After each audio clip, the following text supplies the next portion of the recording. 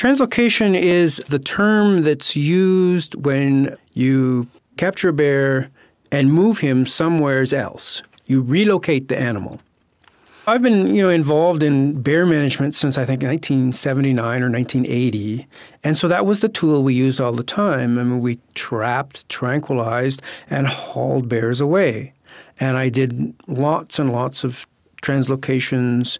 Most of them were unsuccessful all the way through the 80s, even into the 90s. Ultimately, most of those translocations ended up with the bear coming back. And after 2 or 3 times, the bear was then destroyed, or the bear never returned and no one never knew what happened to it. But from our review that we did in the late 1990s of the whole concept of translocation, it looks like many of those bears never did contribute to the population in the place that they were dumped off in. Our review of the management tool translocation pointed out that in the end, translocation was a questionable management tool and unethical at worst, actually.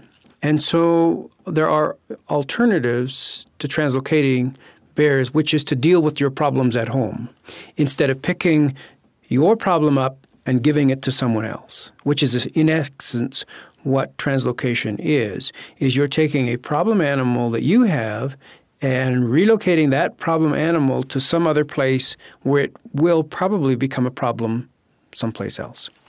So those tools we've been using to replace translocation are first and foremost to clean up the problems at home. And most of those problems center around management of our own food and garbage. Many places haven't dealt with that yet. And so instead of managing the real problem, they just manage the bear. So that's first and foremost. Secondly is to take the tactic is that you can teach bears, especially young bears, what behaviors are acceptable and which ones aren't. You can teach bears through pain stimulus or even just noise that a certain place or a certain activity is not appropriate. It's like teaching your kids.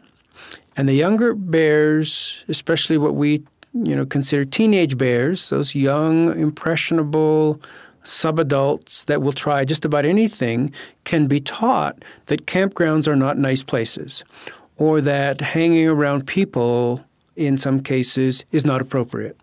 And so the wardens do that now fairly routinely, where they can haze or use a variety of tools to aversively condition bears to teach them either not to be in a certain place or not to do a certain activity.